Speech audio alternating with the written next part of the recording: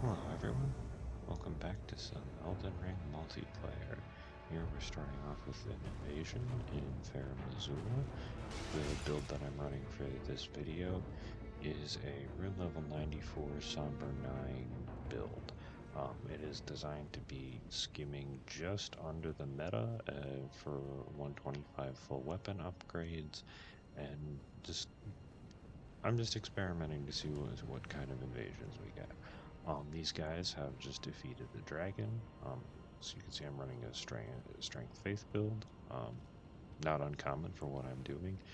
And here I'm waiting for them because I have a little bit of help from the beastmen, but because I have the golden halberd, I get to give these guys golden vow, and now they have increased attack and defense. Here I'm mostly just wearing raptor's feathers, just because I've been enjoying fashion. And as you can see from the combination of Golden Vow and two Beastmen, the Phantom did not last. And here, this poor guy has an invader and several Beastmen, and I'm using absolute nonsense with the grafted dragon. And mostly that was just to see if I could break Ritual Sword, because I think that looked like what he was using, but GG guys, that was a fun one to test that out. And here, in this next invasion, I just got a little bit of running and hide and seek, because we are in the Shaded Castle. This one is an absolute marathon, and I love it. So here I'm going to be trying to do the same thing, except this page will not cooperate with me at all because his aggro range is very bad for whatever reason. So I'm just like, ooh, these guys are coming here, and as you can see, I forget to equip, so I just Dragon Shout. Oops. And just because status is still really good, having the I guess the speckled heart tier is really useful in the physic. And I have 50 vigor on this build just so I can have a lot of health, and just the regen and stamina is nice.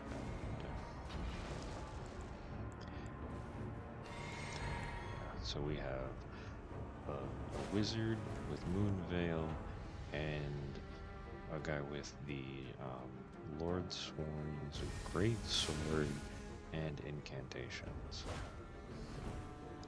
and a hunter on the way. And here, thankfully, these guys don't have a ton of vigor. But as you can see, like, that page is just hiding behind the statue because I think he's waiting for line of sight or something, and not sound, which stinks for me because at this point I'm just like, I really could use the assistance. That was a lot of, and then just some very casual panic rolling and a nice little chug. Here, due to the hyper armor just being really helpful in pulling through things, I pulled out Great Stars, which is also because this is a strength build, like the passive blood loss buildup it's there, it can do something, but really like the 1% HP regain on hit is what is nice, especially with the hyper armor. And with Golden Land, all of the lasers also trigger the healing. So at least I have a clean rot bro behind me to help after I pull these guys this way. And the blue actually has, I think, more health than both the host and the here I get a little bit lucky because I was just mashing L2 and maybe a little bit late on the Moonveil, and the Phantom dies. And you see, as bleed can still pull you out, because I think I would have hyper armored through the curved great sword, but yeah. And there, I lived the backstab, and yeah, I was surprised that he tried to backstab me out of Golden Land. However, from everything that they just showed, I know that they do not respect this actual war, which is unfortunate for them because it is isn't Moonveil's Ash of War or Rivers of Blood? No, but because they don't respect it is very useful for me, and it's just really good because it covers a decent area and it does a lot of damage, and that's what you want. So here we play just a little bit back and forth because generally you don't want to fight two dudes, even though this is a build that I'm pretty comfortable with because of the ranged options and also Bloodhound Fang being powerful. You don't want to fight two dudes. I did not realize that the host was running and completely abandoning his blue. Now, you've heard me say this probably like 10 million times, and these invasions is an exaggeration. Never abandon your friends. Like, that is how they die.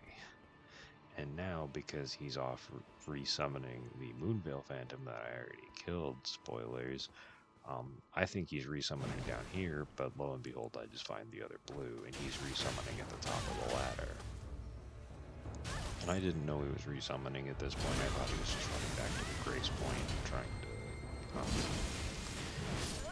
get his friend there, but poor Radon Sword Hunter just delivers me flasks as they get completely eviscerated.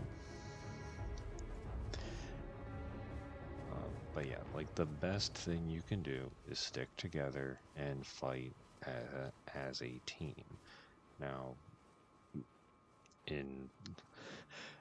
towards the end of this video, and Frozen Lightning Spear, fun spell, probably really good. Terrible ladder guard, because as you saw, I just like this slow start rolled right through it. Now here, he's just hiding behind the statue, waiting for his buddy. And I'm not using something that chases super well. And as you can see, like if I hit this guy twice and he doesn't heal, he just dies.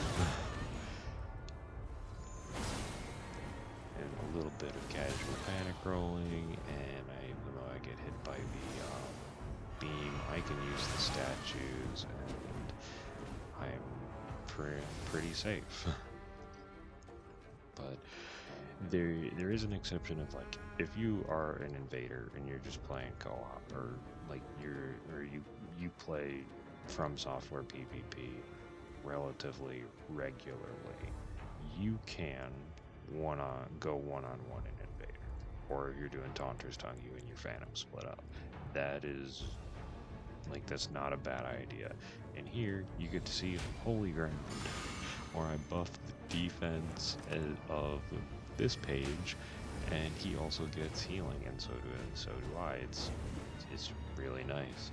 It is a little bit more like keep away, but it's effective. It hits him too in it where I don't know if a Warming Stone would hit PVE, but I get a lot of health regen from this, and with Bestial Vitality, it's like it adds up, and I'm back at full health. But if you are just casually playing with a friend and you're just normally co-oping, stick together, because as soon as you start getting separated, that's when someone who's more familiar with PvP, especially with all the hyper armor changes, can really start to take advantage of that, especially because you as the host of Phantom still have to worry about the PvE enemies. Now, granted, if you have someone just like chase an invader off next to a rune bear, you don't have to follow them, but just again, I've been backstabbed like 3 times this invasion, but I'm still not dead. But I get this backstab and avoid the Moonveil beam, and there I'm at like 2 HP, and probably because it's great stars and I hit twice, I have had that last little bit of health there. But yeah, this invasion was so much fun. Like my heart is pounding at this point because I'm just like, all right, we're going, and again, I know I'm probably a broken record at this point on Stick Together, but I want to.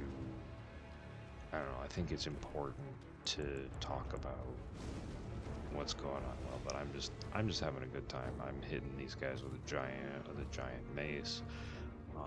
All of the regen stuff is working really well for me to just be able to survive. And here, like Mr. Hosty's trying to be sneaky, but I can two-shot his phantom. So there he was going for the backstab again. Which, considering that they got me like 3 times with backstabs, sure, but he allowed me to just two-shot his friend. And now here, I do take a few hits. As you can see here, he's very confident.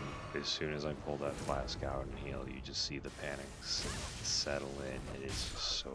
That was just really satisfying ending. And it was just so much fun. And hopefully you were just enjoying the triumph as I was talking about how to co-op, I guess. Because I wasn't talking about the build, that's for sure. But here we're doing co-op again because it's fun, and I can talk a little bit more about the build. So as you saw, the the golden halberd just hits like a truck, and however, golden vow is not like it's a useful buff, and it's a good ash of war. However, it's not necessarily something that you always want to have up. It's like if you can have another ash of war, like bear witness, it's effectively another button you can press and for options. And regen is always also really good for the long haul. Like it's only from the Vagabond starting class, it's only 3 faith, and then you can get bestial vitality. And then if you have a strength build, you can get boosts to all of the other beast incantations from your strength when you use the beast sacred seal.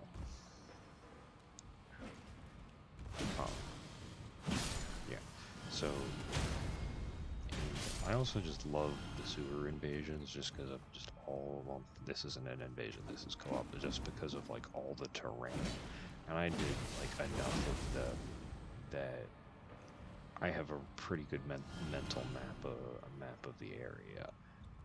And here the host has a pretty cool build. I can't tell if they're in New Game Plus or not because the technically you have to go to the consecrated snowfield for the because it looks like they're wearing the black knife armor. Yeah, they're absolutely wearing the black knife armor. And here the host is a little lost, so I'm able to just run past, take the lead, and show them where they're going down the tunnels. But yeah, like strength with if you have the levels for it, there's nothing. It is really just helpful to have like the other regen and other things because it helps with the longevity of making it through some of the levels, and then especially with the talisman that restores FP on defeating an enemy.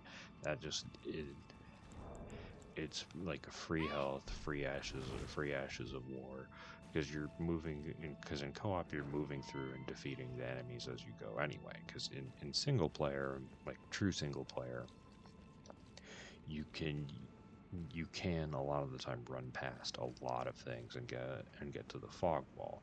Where in multiplayer, especially if you aren't sure how much health people have, things can get a little bit dangerous in terms of whether or not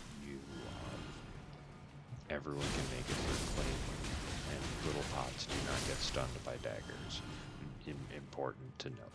And also here, I also recognize that my host does not have a ton of vigor. They do good damage. Don't get me wrong. They've got a solid faith build for what they're doing. And I'm not sure, they might have enough of the Black Knife set on to like be relatively stealthy, which is cool. And here I change over to Great Stars because I'm expecting a long the the this Moog fight can just deal a lot of damage. You can get some passive damage from like the blood pools. I don't think I have the robustness talisman, or I would have equipped it. Just, but again, here I have the sacred tier that buffs the resistances, so I'm less likely to get bled out from the incantations. And the Twin Bird Kite Shield is kind of a red and blue feather talisman, which helps with the regen stuff of being that if I'm below a certain percentage of health, I have increased defense and offense. So in that case, even if it is just a little bit of regen, I'm less likely to just get finished off by chip. Now, as you see, that did very little damage. But that is because this guy, if I remember correctly, has like 80% fire resistance. So even though that's very little damage, this person actually has would be doing solid damage. And also they're pretty good at dodging, which is really nice, and they're using the terrain. So, like, this host, as much as it seems like they're not doing a ton in terms of damage with the fire, like, they've got a build that does work. It's just, this guy's resistances are crazy to specifically fire. And here you can see Golden Land. It's really obvious in this that the lasers heal me and heal me up. And so I can use this as ranged option. It's a little bit of healing, so I don't have to worry about the blood fire as much. If I get a little bit of chip, I'm not super worried. And with the health regen and the physics, like I'm not in one-shot range, so I can just like keep my flasks and just keep up the pressure so that my caster host is able to stay more safely in range.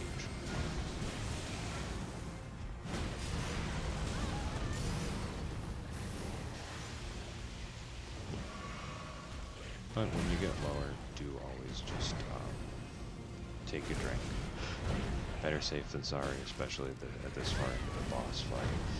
And here I have Stormblade Broadsword, as you saw from the invasions. Just keep up the range pressure, keep them distracted, manipulate. Like, sure, it could be a little bit of an AI confusion because they're taking damage from all of that, and finishing them off for a very clean, fun fight. Yeah, and that covers, and I think that covered a lot more on what this build is doing in terms of just like we're doing it. We like big damage, but we are gonna stay alive more. So here, I'm gonna go fight the double Erd tree, and there's only one dude here. So if I get invaded, judge me all you want, but this is the Erd tree that splits into two. So I would rather not have a 1v3 versus bosses. Now we're gonna play a game. This is for Old Finger's name is Giga Chad, and they've got the Skull and Bloodhound Fang. The game we're going to play is guess how much HP they have. So the first range is less than 800. The second range is 801 to 1200.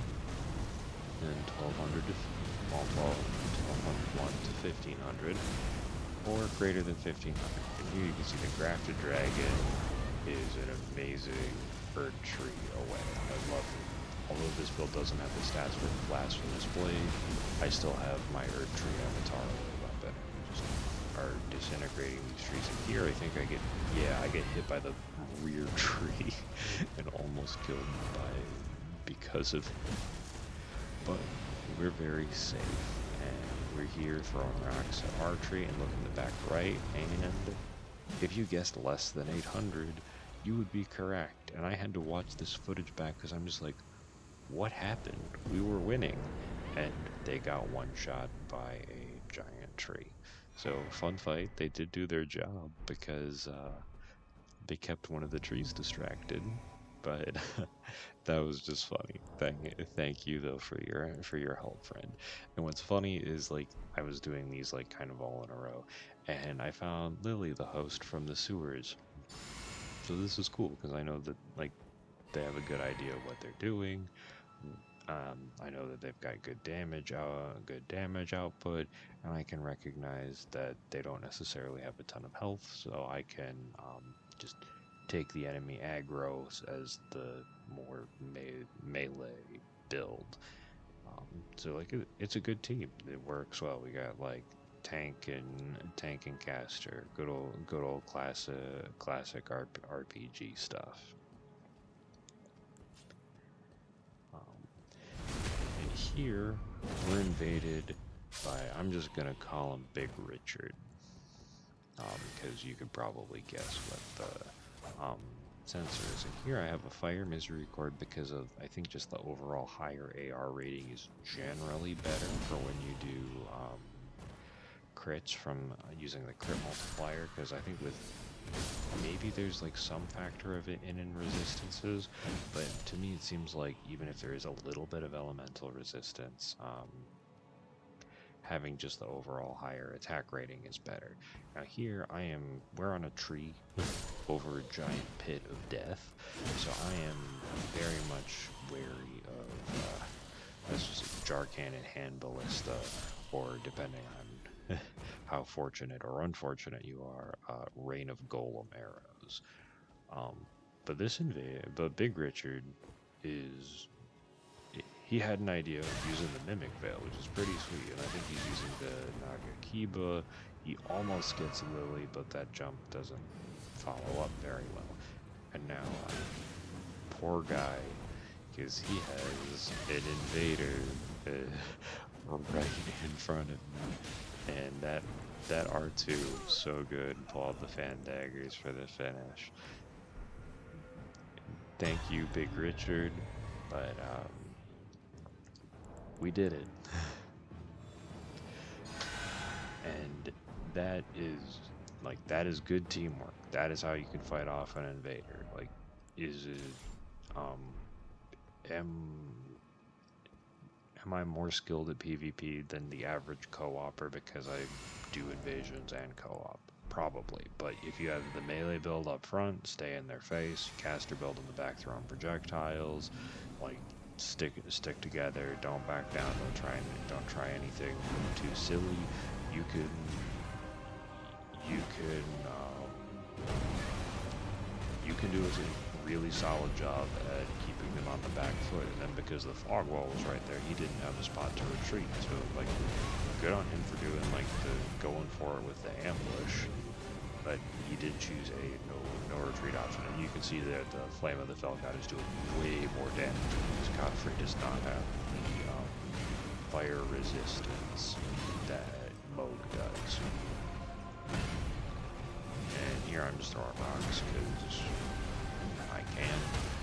And I have never seen this death animation before, so I wasn't sure whether or not he had lived, but I've never seen that death animation. So thank you for witnessing it with me. I hope you had fun. Yeah, I'm gonna keep doing these general multiplayer because I like co-op and invasions. Have a great day, everybody, and I'll catch you in the next one.